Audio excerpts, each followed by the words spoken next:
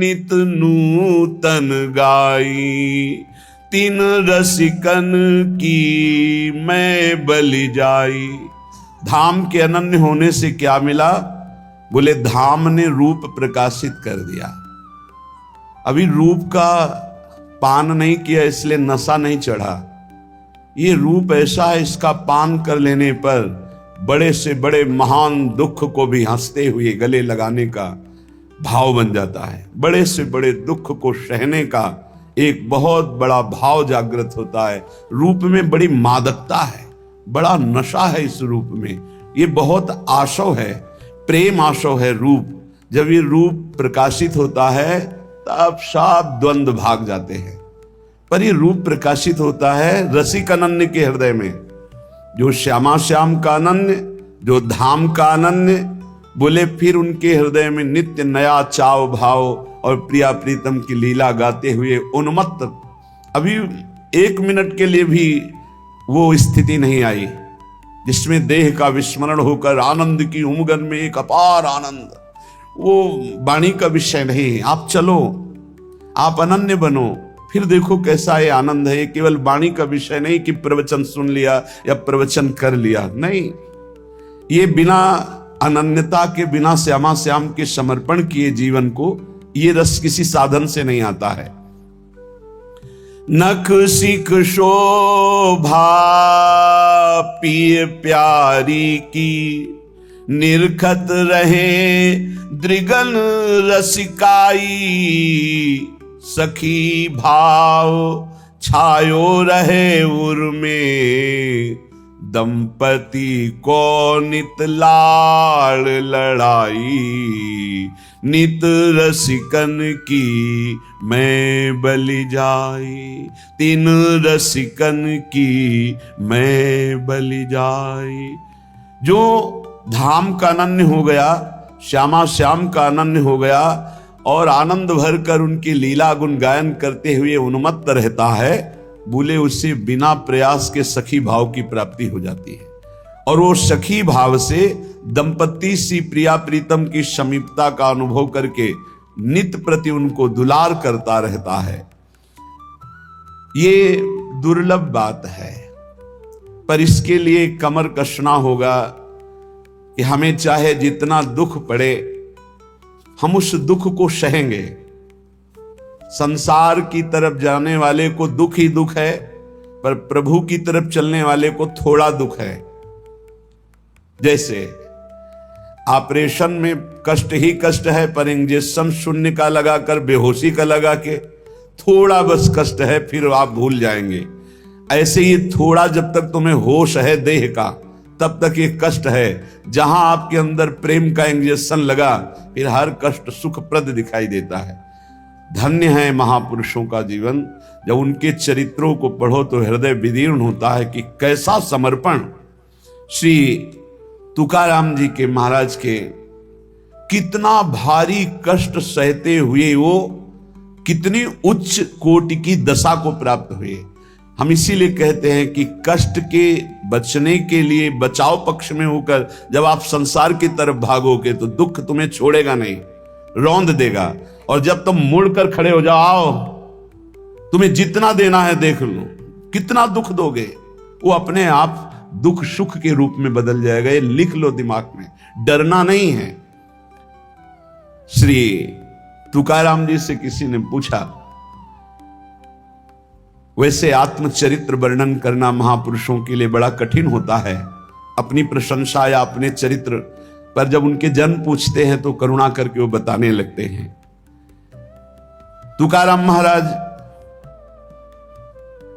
जब हरि कीर्तन में अद्भुत अवस्था को प्राप्त होते तो ये देखकर भक्त जनों के हृदय में कि महाराज आपको ऐसी अवस्था कैसे प्राप्त हुई, आपको कैसे भगवान की ऐसी प्रसन्नता प्राप्त हुई। तो श्रोताओं की ये इच्छा जान करके, महाराष्ट्र में है तो महाराष्ट्री भाषा में अभंग की रचना तत्काल बड़ा ऊंचा कवित्व प्रकाशित हुआ था श्री तुकाराम जी के हृदय में।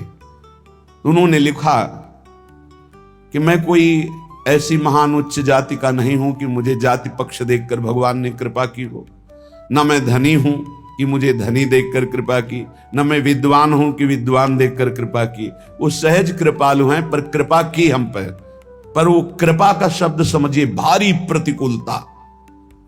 हम पर कृपा की, पर कृपा का शब्द यहां दुलार नहीं है, या भारी प्रतिकूलता है। वो कह रहे हैं जाति शूद्र किया वैसे व्यवसाय, पांडुरंग पाए कुल पूज। उन्हीं के द्वारा लिखा हुआ यह भंग है।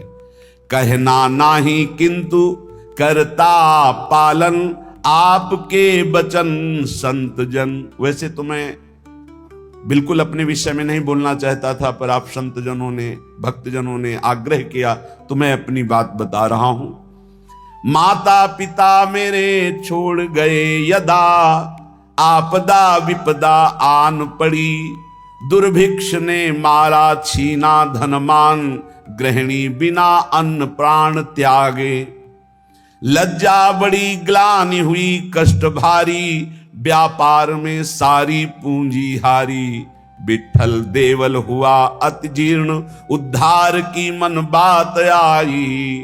पहले कीर्तन फिर पुनः एकादशी, रहा ना अभ्यासी चित्त तदा। कुछ किए कंठ संतों के वचन, विश्वास सम्मान उर्धारे। जहां नाम गान गाऊं पद टेक, धरूं चित्त एक भक्ति भाव। श्री तुकाराम जी कहते हैं संत पद तीर्थ किया सुधा पान, दिए लज्जा मान छोड़ पीछे। बन पड़ा जो भी किया उपकार, काया कष्ट कर हरि भजे। तुकाराम जी ने कहा वैसे तो अपने विषय में बोलने में बड़ा संकोच होता है, किसी को भी हो, पर आप संतों का आदेश है कि आपको ऐसी ऊंची दशा कैसे प्राप्त हुई, तो सुनो हमारे ऊपर पांडुरंगा की कृपा हुई। पहली, मेरा जन्म आप लिख रहे हैं चतुर्वर्ण में हुआ। मुझे व्यवसाय मिला व्यापार का, लेकिन पांडुरंगा जब अपने में लगाना चाहता है तो व्यापार सफल कैसे हो सकता है? असफल हो गया व्यापार। सारी संपत्ति हमारी जाती रही, घाटा ही घाटा व्यापार में। हमारे कुल से विठ्ठल भगवान की उपासना होती रही। कुल में परंपरा चली आ रही थी कि हमारे कुलदेव पांडुरंगा विठ्ठल भगवान। ध्यान से सुनना, चतुर्वर्ण में हमारा जन्म हुआ, व्यापार किया गया, व्यापार में घाटा ही घाटा। ऐसी परिस्थिति आई, माता पिता का स्वर्गवास हो गया, बहुत दुख मिला। न खाने को, न व्यापार चला, माता पिता ऊपर से पधार गए, अकाल पड़ गया। जो घर में बचा हुआ अन्न था कुछ दिनों में खत्म हो गया, बाहर से आने का कोई गुंजाइश ही नहीं रह गई, सब स्वाहा। जो हम पिता माता की बनाई हुई प्रतिष्ठा थी वो भी धूल धूसरित हो गई। यहां तक कि मेरे परिवार को अन्न के लिए तड़प तड़प कर प्राण त्यागना पड़ा। खुद आपने लिखा, हर तरह से चारों तरफ मुझे अंधेरा ही अंधेरा, कष्ट ही कष्ट। आपको स्थिति कैसे प्राप्त हुई आप वर्णन। मुझे अपने ऊपर लज्जा आने लगी कि ना पत्नी को अन्न दे सका, ना परिवार को पाल सका। क्या जीवन मेरा, बड़ा हृदय में दाह हुआ, सब कुछ नष्ट भ्रष्ट हो गया। ये जिस पर मैं कृपा करता हूं, ये लीला। ऐसी हालत में अब कुछ नहीं बचा, तो विठ्ठल भगवान का मंदिर जो टूटा हुआ पड़ा था उसमें जो सेवा हो रही थी उसमें लग गया जाकर के, जीर्णोद्धार। उसमें रात दिन खूब शरीर को मेहनत करके परिश्रम करके सेवा करता, और कुछ वहां से नहीं लेता, बस सेवा ही सेवा, खाने को भी नहीं। मन में उमंग आई, पहली बार की एकादशी व्रत रहूंगा। प्रारंभ की बात बता रहे हैं जहां से स्थिति भगवदाकार बनती है। देखो, जिस पर विशुद्ध कृपा होती है ये प्रतिकूलताएं शुरू हो जाती है। कोई भी भक्ति मार्ग का उपासक घबराए नहीं, हिम्मत रखे। ये प्रतिकूलताएं अनंत जन्मों की बिगड़ी को सुधारने के लिए हैं, क्योंकि एक ही रास्ता बचता है प्रभु का। प्रतिकूलता ना मिले तो चढ़ाई नहीं चढ़ सकते अध्यात्म की। मन में आया कि बाद से एकादशी रहा करूंगा। अब एकादशी तो है ही, क्योंकि कुछ घर में है ही नहीं, तो पर एकादशी व्रत रहने का। भजन में मन नहीं रमता था क्योंकि अभ्यास ही नहीं था। देख लीजिए इतने बड़े महापुरुष जो सदेह विमान में बैठकर भगवत धाम गए। आप लोग चिंता मत करें, आप लोग जो कहते हैं मेरा मन भजन में नहीं लगता, तो कुछ तो लगता है। श्री तुकाराम जी लिख रहे हैं, आरंभ में बिल्कुल मेरा भजन में मन नहीं लगता था, पर संतों के चरित्र पढ़ने में मन लगता। संतों के चरित्र पढ़ता और उनके वचनों को बार बार याद करता कि उन्होंने क्या कहा है। उनके वचनों से मुझे बोध होने लगा। संत वचनों पर विश्वास, संत वचनों का महत्व और उनके वचनों का बार बार मनन बहुत सुंदर साधन है। बिल्कुल उत्तम अवस्था प्राप्त करने के लिए ऐसे ही साधक को कर। संत चरित्र, भक्त चरित्र पढ़ने में बड़ा मन लगता है। उनके वचनों पर बड़ी निष्ठा, बड़ा भाव, उन्हीं के वचनों का बार बार मनन। अब मन लगने लगा कि जहां हरि कीर्तन होता है वहां पीछे जाके खड़े हो जाए। महाराष्ट्र में प्रायः खड़े होकर कीर्तन करने की प्रथा है। आगे महापुरुष गा रहे हैं, पीछे शंभनीरा लिए हुए, मृदंग लिए हुए खड़े गान करते हैं। तो मैं भी कीर्तनकारों के पीछे खड़ा हो जाता और जैसे वो कीर्तन का भाव प्रकट करते वैसे ही कीर्तन गाने की चेष्टा करता। भक्तों के चरित्र पढ़ना, संतों की बातें मनन करना और कीर्तन में उपस्थित होने से मेरा मन शुद्ध होने लगा। अब तो कीर्तन में मेरा मन बहुत लगने लगा। कीर्तन भजन करने वालों को जहां देखता तो साष्टांग दंडवत हो जाता और गिरकर उनके चरणों में प्रार्थना करता कि थोड़ा चरणामृत उतार लेने दो।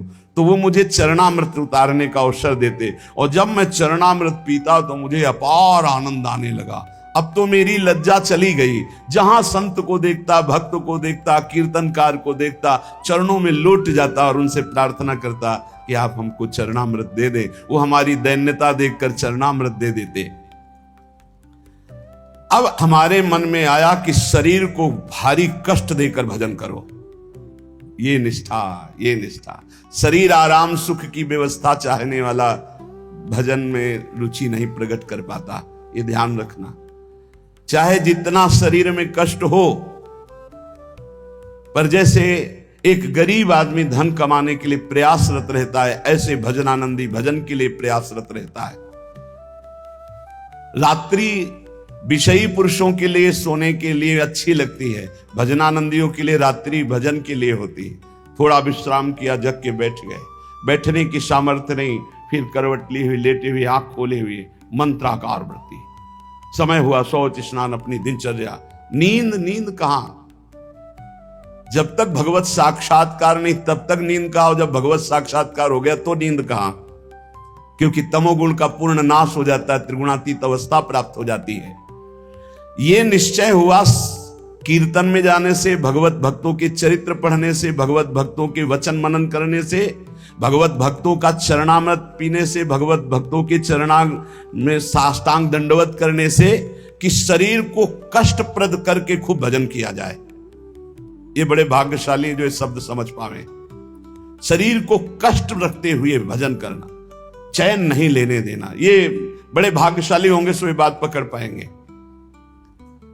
अब शरीर को कष्ट, बैठे हैं, जैसे श्री महात्मा बुद्ध जी ने कहा, इहासने सुष्यति में शरीरम, मेरा शरीर इसी आसन पर बैठकर सूख जाए, हड्डी टूट जाए, मांस गलित हो जाए, लेकिन जब तक ब्रह्मबोध नहीं होगा मैं उठूंगा नहीं। ये निष्ठाएं महापुरुषों की पकड़नी होती है। शरीर को बहुत सुखद नहीं, उचित भोजन, उचित नींद, रात दिन भजन। मैंने भगवत भजन में शरीर को घिस डाला। तुकाराम जी के रात दिन कीर्तन, रात दिन भजन। अब अच्छा लगने लगा तप, कष्टप्रद भजन, कष्टप्रद शरीर और खूब भजन अच्छा लगने लगा। ये मन का एक स्वभाव है। इसे भोगों में लगा दो तो ये भोगों की अभ्यास बढ़ाता चला जाएगा, और भजन में लगा दो तो भजन का अभ्यास बढ़ाता चला जाएगा। जब अन्न त्यागा, फलाहार में आए, तब फलाहार भी त्यागने की इच्छा जागृत हो गई कि सावन भर केवल जल पी कर रहेंगे, गंगा जल पी कर रहेंगे। बड़ा उत्साह, त्याग की तरफ करो तो मन क्रम बाई क्रम त्याग बढ़ाता चला जाता है, और भोग की तरफ बढ़ो तो मन क्रम बाई क्रम भोग बढ़ाता चला जाता है। ये चतुर उपासक त्याग की तरफ बढ़ता है, अविवेकी भोग की तरफ बढ़ता है। इस प्रकार मेरी परमार्थ की साधना आरंभ हुई। कथा सुनना, कीर्तन में सम्मिलित होना और संतों से प्यार करना। संतों को देखते ही एकदम लौट जाला, ऐसा लगना कि हो भाग्य। ये प्रायः महापुरुषों की वाणियों में पाया गया। गोस्वामी तुलसीदास जी कहते हैं, जैसे मेघ को देखकर मोर कुहुक पड़ता है, नाचने लगता है, ऐसे संत को देखकर जो भक्त आनंदित हो जाता है, ओहो अहो भाग्य, आज संत दर्शन हुए, और मन नाच पड़ता है। उसके हृदय में भगवान प्रेम वर्षा करते हैं। हमारा चित्त बस दो ही जगह लगने लगा, कथा कीर्तन और संत जन। परहित की बात आती तो शरीर की परवाह न करके दूसरों की सेवा करने में बड़ा सुख मिलने लगा। मेरी अवस्था देख करके जो मेरे स्वजन है उनको अच्छा नहीं लगा। नहीं लगेगा अच्छा, एक एक बात बैठा लो। कई लोग शिकायत करते हैं, परिवार के लोग हमसे ठीक से बात नहीं करते, हमारा उपहास करते हैं। आपका क्या, बड़े महापुरुषों का क्या? परिवार के स्वजनों को ये अच्छा नहीं लगता, हमारा भजन, हमारा संत प्रेम, हमारा परोपकार। उनको देखी ये नहीं गई। भाई बंद, स्त्री, ये सब हमारा जो ये भाव है इसके विरुद्ध करने लगे। ग्रह प्रपंच में आसक्त जन मेरे भाव का विरोध करने लगे, मुझे निषेध करने लगे। संत दर्शन, संत सेवा, कीर्तन, भगवत कथा, ये स्वयं उनके वचन हैं। मैंने अपने हृदय में निश्चय कर लिया था, कठोर हृदय बना लिया था, हर दुख सहूंगा पर अब पांडुरंगा को नहीं छोड़ूंगा, अब विट्ठल को नहीं छोड़ सकता। किसी की कोई भी परवाह ना करके, घर परिवार के लोग इतना प्रपंच किए, मैं किसी की बात नहीं सुनता। पकड़ो बात, बिल्कुल ये सोधी हुई बात इसीलिए सुना रहा हूं कि प्रायः हर भक्त के जीवन में ऐसा ही होता है जो सच्चाई से चलता है। घर प्रपंच की बातें मेरे को बहुत सुनाई गई, बड़ा विरोध किया गया, पर मैंने निश्चय कर लिया, हृदय कठोर बना लिया, इस जन्म में अब भगवान को नहीं छोड़ूंगा। फिर मेरे मन में आया कि जड़ मूल से इस प्रपंच को उखाड़ फेंकूंगा। अब तो जब हमारे परिवार के जन हमारा विरोध करते तो मैं ना देखता ना उनकी बात सुनता, और जोर जोर से कीर्तन करता। करो विरोध, कितना करोगे? राम कृष्ण हरि जय, राम कृष्ण हरि जय, विट्ठल जय विट्ठल। जित अब वो निंदा करें, वो उपहास करें, वो भगवत कीर्तन कर रहे, जड़ से उखाड़ फेंकूंगा इस प्रपंच को। स्वजन अपनी ओर खींचते और विट्ठल अपनी ओर खींचते, यही चलता है साधक के। एक तरफ भगवान का आकर्षण, एक तरफ माया का आकर्षण। पर हमने भगवान की तरफ, परमार्थ की तरफ कदम जोर से बढ़ाए। अब साधक का यह निर्णय है कि तुम माया के आकर्षण में जाते हो या प्रभु के आकर्षण में। लोग बार बार हमसे कहते कि तुम प्रवृत्ति मार्ग में हो, गृहस्थ धर्म में हो, तुम्हें ऐसा नहीं करना चाहिए। मैंने किसी की नहीं सुनी। अब इस जन्म में मुझे भगवत प्राप्ति करनी है, तुम्हारे किसी के उपदेश हमारे दृढ़ निश्चय को नहीं बदल सकते। इतनी खींचातानी जीवन में उपस्थित हो गई कि सत्य की पहचान के लिए मुझे मन को समझाना पड़ा कि तू मेरा साथ दे दे। अब जगत में तो कोई साथ नहीं दे रहा, अय मन तू मेरा साथ दे दे, तू मेरा साथी बन जा, और सत्य स्वरूप भगवान श्री हरि के पथ का अनुसरण कर, तू कृतकृत्य हो जाएगा। तुकाराम जी महाराज कह रहे, कोई साथ नहीं दे रहा, अय मन तू तो मेरा साथ दे दे, मेरा साक्षी बन जा, और भगवान सत्य स्वरूप हैं, उनके मार्ग का अनुसरण कर। इस असत्य संबंध, पति पुत्र परिवार, ये मिथ्या नश्वर प्रपंच भोग, तिलांजलि दे दे मन, तू मेरा साथी बन जा। मैंने बहुत लोगों के मतों को नहीं माना। मेरे हृदय में नित्य और अनित्य का विवेक जागृत हो चुका था, इसलिए मैंने सत्य को पकड़ा। केवल भगवान का मार्ग ही सत्य है, न यह संबंध सत्य है, न यह संसार सत्य है। इस प्रकार जब मैंने श्री हरि चरण प्राप्ति के लिए दृढ़ निश्चय कर लिया, तो उसी समय भगवान मेरे सदगुरु के रूप में पधारे। श्री बाबा चैतन्य ने मेरे हृदय देश में प्रकाशित होकर के श्री राम कृष्ण हरि इसका उपदेश किया। वही कीर्तन करते थे, पर वही गुरुदेव आकर हृदय में उपदेश किए, जिसे कहते हैं स्वप्नादेश। उपदेश किया कि अब तुम श्री राम कृष्ण हरि ही कहो। मैंने अब दृढ़ विश्वास कर लिया कि जो जप रहा था वो गुरुदेव ने दे दिया, अब तो किसी भी तरह मैं इसे नहीं छोड़ सकता।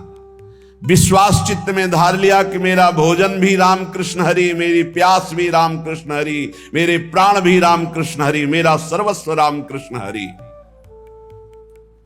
निश्चय कर लिया, बड़ा सहारा मिल गया। पहले जपते थे, वही जब गुरु ने दिया तो बड़ा सहारा मिल गया, परिपक्व हो गया। अब तो बैठ करके 24-24 घंटे नाम कीर्तन, क्योंकि निश्चय पहले ही कर लिया था शरीर को कष्ट देकर भगवत भजन करना। ये बहुत जल्दी भजन रंग लाता है। जब चित्त लवलीन होने लगा तो मेरे हृदय में कविता की स्फूर्ति होने लगी। श्री हरि के लीला गुण प्रकाशित होने लगे, उनको कविता रूप में लिखने की स्फूर्ति हुई। श्री हरि का कीर्तन और श्री हरि प्रदत्त अभंग वाणी प्रकट हुई मेरे हृदय में। मैंने देखा कि मेरी बुद्धि में ये ताकत नहीं थी, ये मेरी बुद्धि में श्री हरि कीर्तन से प्रकाश हुआ, हरि लीलाओं का। ये भगवत प्रसाद से मेरे अंदर आया। ये भगवान की ही प्रेरणा से अभंग निकलते थे। मैं गदगद होकर के सुप्रवाह करने लगा कि कैसी कृपा की मेरी बुद्धि में एक भी लीला नहीं थी, और आज लीलाओं की बाढ़ आ रही, गुणों की बाढ़ आ रही है। मैंने श्री हरि चरणों के प्रति और दृढ़ विश्वास और दृढ़ श्रद्धा प्रकट हुई। क्रम चलता रहा। बीच में रामेश्वर भट्ट के द्वारा बड़ा हमारे साथ निषेध आघात हुआ।